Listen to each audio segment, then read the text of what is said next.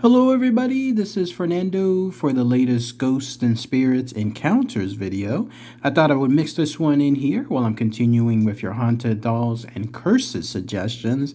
This one is a play on my last video associated with cryptids and monsters. Rather than just doing one encounter per video, now I'm going to mix in several of them. That way there's a good all-around picture of some very creepy and unsettling encounters that people have had with ghostly items. I thought it was a great way of showcasing a multifaceted view of things. So without further ado, I'm going to showcase 5 of them here. All of them once again come from the reddit.com website.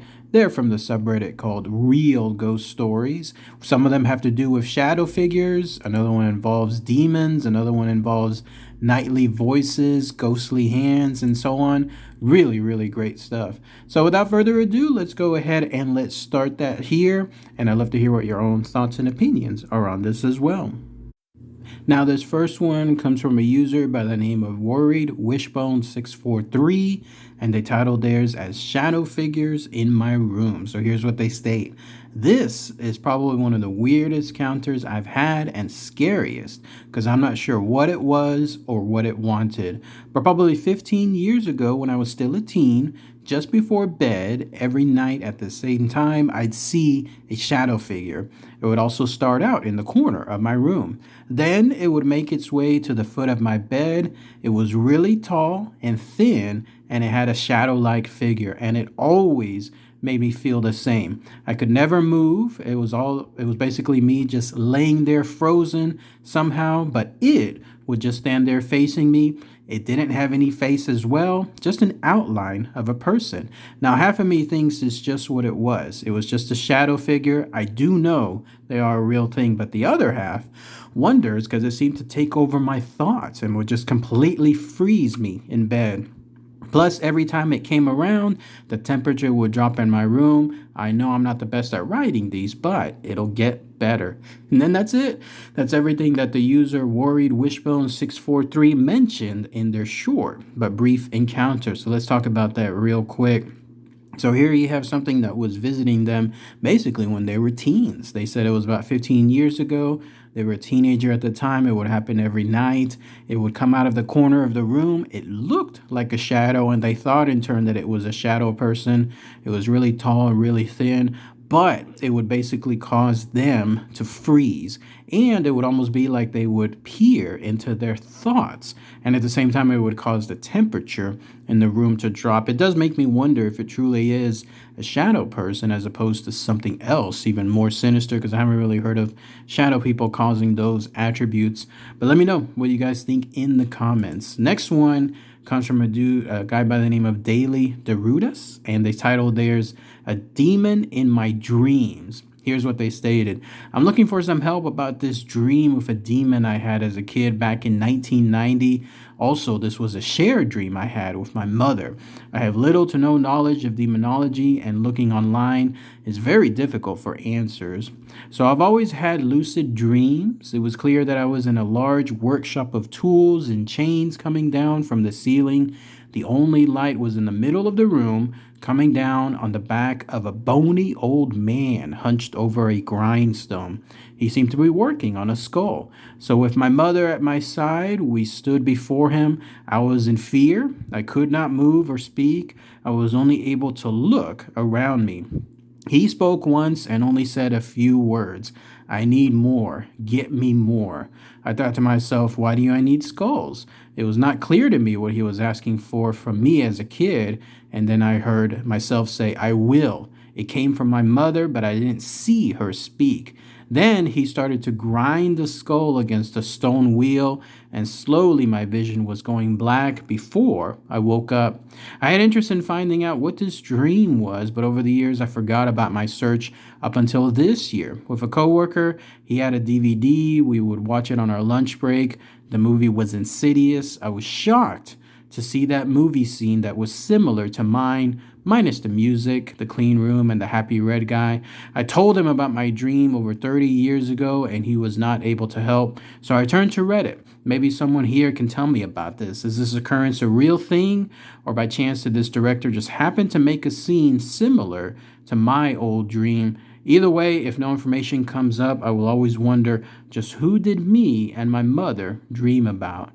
Pretty interesting stuff. That's it. That's everything that the user Daily Derudis mentioned in their encounter that they entitled The Demon in My Dreams. So interesting stuff. Lucid dreams are by themselves also very interesting. The idea that you can almost make your dream change, that you have a will within the dream itself. In this case, he was visiting for whatever reason what looked like a barn or something else like a large workshop area. And in it, that's when he discovered that there was this demon looking old guy, like he was there hunched over, a bonely old man, as what he was described, right there in the middle of the room, the only light just coming down right upon the back of that old man's bones.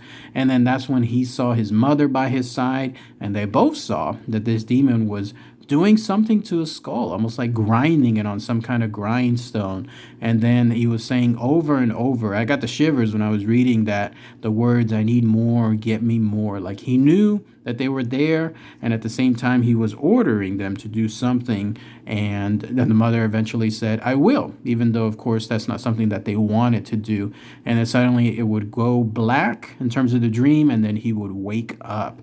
Pretty scary stuff. The fact that he saw this in that movie Insidious, I haven't seen Insidious like all the movies, so I can't recall a scene like this. Someone let me know which one of these is it that it happened, but I'm wondering if this is something that is supposed to represent something else. He was asking this too. He was saying earlier he has little knowledge of demonology, and he's trying to wonder what this shared dream is about. Is it supposed to represent something? And if so, let me know. Then post it in the comments as well. Share it with everyone here. And then that way we'll be able to see what this may mean. Now, the next one comes from a user by the name of Worried Wishbone 643. And they titled theirs, A Late Night Voice Outside in Our Yard. So here's what they stated. So this one is kind of short. My Steph siblings came over like they did every other weekend and then stayed. It was late when I had gotten up to go to the bathroom. I laid back down in my bed to go back to sleep. Mind you, it's summer, so I had my window wide open. Just before I could go back to sleep, I heard a very faint help me. And so I get back up and I look outside, since that's where I heard it from. Now, we lived in the country, so unless someone was on our property, I shouldn't have heard anything. And so I heard it again, but it was a little louder, and it came by from our garage. I heard it 2 more times before I closed my window and then started off to sleep. Just as I dozed off, my little sister Steph started to scream. She woke up the whole house. When we all got to her room, she told us she heard someone or something trying to open her door. My room was the closest to the door that she was talking about, but I wasn't able to hear that knob turn. She never heard the voice, but I did tell her, and she told us that she just woke up and heard that knob jiggling and then started to freak out. Then that's it. That's everything that the user Worried Wishbone 643 mentioned in their encounter. So let's talk about that real quick as well. Freaky stuff. When I was reading this originally, it reminded me of that More Scary Stories to Tell in the Dark. That was a super creepy chapter. I'm getting the chills right now just thinking about it. How the user or whoever that was in the story would look out the window and they would see something in the very far distance of a field. It was staring right at them, and each time they kept turning over and looking back, it was getting closer and closer, and there was nothing they could do about it. Oh man, that book, I don't know how that was allowed in school, right? Well, in this case, this user, it looks like they were experiencing the same thing, but in terms of a voice. They heard a faint help me that seemed pretty far away, and then it sounded closer to the garage, or on their property, and then it sounded closer to the garage, and then finally it was right there is what it seemed like. And then lo and behold, whatever was happening with the sister, this thing was there trying to get into her room, which made it sound like it was actually in the house at that point. And that user didn't hear anything. They didn't hear anything as far as somebody else getting into the house and getting by that area, but there it was, all of a sudden trying to turn the knob on her door. What a freaky story. I'm wondering if the user was able to provide any follow-up to this afterward. I checked in the comments, but there were none on there. Next one is called Ghost in the Parkway, and it comes from a user by the name of Puzzleheaded Fudge15. Here's what they mention. Just 5 days ago now, I was driving home from work around 9 to 10 at night, and right through this wooded parkway was my house. Now, a creek runs down on the right side of it. It's actually a very beautiful spot.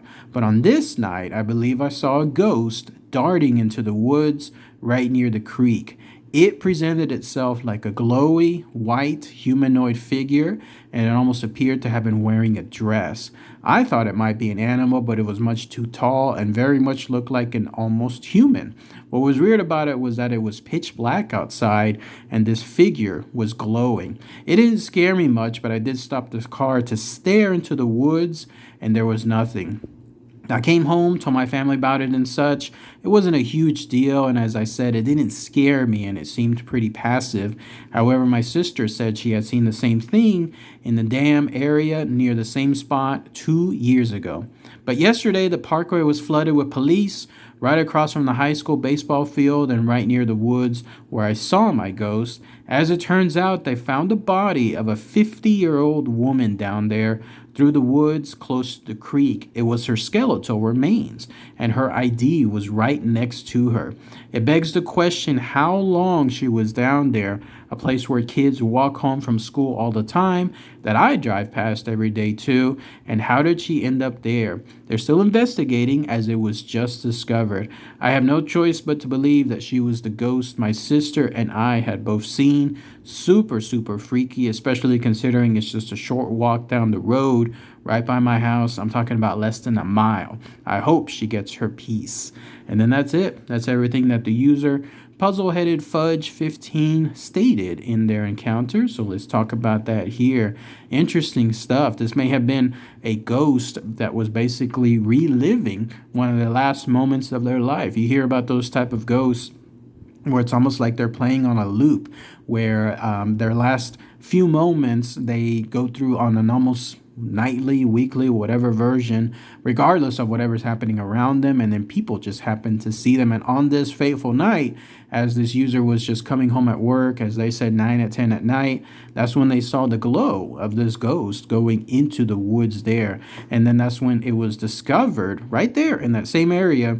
The police had found the skeletal remains of a body, somebody that was apparently 50 years ago buried there, and their ID is there as well. And so they're still doing that investigation. Horrible way. It gives me the instant impression that this person, this unfortunate young woman, ended up dying somewhere there. And then when that happened, whoever did it or whatever bad thing occurred, whatever murder it was, they had gotten away this entire time. But now it looks like through this ghost showcasing itself and leading people to believe where it was buried, maybe that's where they'll get some final answer associated with this unsolved murder. So if that is the case and they find out who it was, even though it's 50 years ago, who knows, there may be a chance that they'll have somebody there caught afterwards, and then that person will be punished for what they did. Let's hope so, at least with regards to that. And then the final, very final one is from a user by the name of Son of a Remington. They titled theirs as Hands on Me in a 17th Century Building. So here's what they stated. They said, right, I posted on here before, so I feel like people might think I'm just making this blank up, but I'm not. There's two stories here. Bear with me. Both will scare you as much as it did me. Now, 7 years ago, I was living in a massive converted 18th century building. In fact, they were all converted apartments. Mine was an open, plain living room with a kitchen, etc., one type of bedroom. One night, me and my friend get drunk and decide to use my camera and record stuff to go into the vast basement, doing the standard ghost hunting stupid stuff, messing around since it's an old building. Now, the basement was easy to get into because the electric meters are down there. The basement is also very interesting, very massive, various rooms, all really worn stone. You can see the little rooms where meat must have been hung and butchered, and then things just stored here and there. Well, we get back to my apartment and listen to what we've recorded. Chillingly, within the first 20 seconds, there was a young girl's voice saying, "Don't." That was it. Nothing for the next 30 minutes or so. And so we both basically blanked ourselves. We kept playing it back. It was clear as day. It said don't. We listened to it all. Nothing. Just that don't. Now, if you read my other posts, you'll know that I mix music. I isolated the vocal tones on a 64 band EQ, and it was clear. This isn't even the main story. And so I'm living there for about another 4 years. All feels good, good energy, all is fine. And then this happened recently. I lost my job and basically decided to move out, having a bit of depression. Moving things out daily, going over to my dad's house. I'm sitting in a bit of a blank hole. Normally, I keep things pristine, but I kind of lost my faith a little bit. And so my apartment was in a bit of a bad state. There were beer bottles and unwashed pots and so on. I'm laid on the sofa watching TV, and I start to see small white little dots, or what folks call orbs, moving around, like some actually coming towards me. It was effing weird, but also black ones just moving randomly. Now, I'm not tired, I'm not on drugs, I'm not drunk, I'm hydrated and I've eaten and I'm not sick. And so I was like, what the F? So I just watched. They just kept like moving around me, lots of them, all towards me. They passed my head, getting a little bit larger as they come near me. Now, believe me, I am not making this up. If you can effing tell me what happened, please feel free. Then I feel a push on my ankle. I think nothing of it at first, maybe a muscle spasm or something. And so I keep watching TV. It's late night, it's dark, it's just a TV light, and then these random little things floating around. And then I feel a push on my thigh. Again, I think, what the F for a second. I just kind of look to see if something had fell off of the coffee table or something. Nothing. It was a stupid idea anyway, but my brain is trying to be rational. Again, I sit watching TV and then okay, imagine you're laying on a sofa and someone is hiding underneath and you feel the hand creep up the sofa and you feel the weight of it move the sofa slightly under you. Then it effing pushed me with 3 fingers. Absolutely scared the effing blank out of me. It ran 3 fingers. I felt all 3 fingers push along my side. This was an effing hand. I jumped up. My adrenaline was sent to level F. First thought was that my neighbor, a good friend of mine, had decided to play a terrible practical joke and hide underneath the sofa. Nope, no one was there. I started saying, please leave me alone. Please, please. And then it gets worse. After calming down, trying to rationalize, I laid back down again. The next thing I knew, a bright white column of light appears to my right. I close my eyes, I open up, and it's still there. Effing blank myself. It gets worse. I go and take a piss. I go out into the toilet, a little bit weary. I breathe, and suddenly, walking out of the corridor, looking down, I hear very loudly 2 effing hisses right at me. I am now effing terrified. Typing this now is making my hair stand up on the back of my neck like it was never there before. It makes my head kind of feel a weird rush across my skin, and it gets worse. As soon as that happened, I call my neighbor, but it's late. She doesn't answer, so I keep saying calmly as I can, please leave me alone. I'm going to clean up, and I'm leaving soon. Every time I open my eyes, this white column of light is right to my right. Now, I have long hair and the column of light is behind it. It is not a visual distortion. It's there in my physical space, and it still gets worse. Another column appears to my left, and I start hearing a cracking sound behind me. And then this weird brown line appears on the wall. Every time I try to look away, it follows my eye line, but it isn't exactly with my eyes. It's delayed randomly, but it will not leave. It keeps following me. I'm effing scared to death by now, but I've kind of accepted it. I'm just telling it to leave. Now it's about 6 a.m. It stops, and I leave. I call my dad and I tell him I'm stressed and ask to stay there, not daring to tell him what happened. And so I stay there for a few days, no column of light, no hissing, all is fine. I again try to rationalize. After a few days, I put it down to just lack of sleep. So I take some boxes to start moving my stuff out, and I see one of my neighbors in the corridor, and we chat. She says I should come see her before I leave and have a cup of tea, etc. I go into my apartment. All is good, but sorry, I don't mean to be crude, but I really need to take a dump. And so as soon as I sit down, those two columns of light appear again, one on either side of me. It's sending weird shivers down on me writing this, and I try to ignore it, and then this effing happens. I go into my bedroom, blocking it all out, and as soon as I walk in, and I kid you effing not, I hear something in the corner in a strange hissing voice whisper my name and then a load of unintelligible rambling. That's it. I'm effing out of there. This is midday. My neighbor's still in the corridor. I quickly get out and try to act calm. Now, I've only been really going back with my friends when they're helping me, and I'm nearly fully moved out. I'm like, F this blank. This really happened, and I'm still to this day moving stuff out. I effing hate going back. Something doesn't want me there. Sometimes I think it was trying to drive me away because you could see that being there alone was taking its toll on me and needed to be with my family. And so one of my best friends died in the apartment above, an old lady. She lived there for years before I got there, before sitting, drinking tea in the gardens, and she was amazing.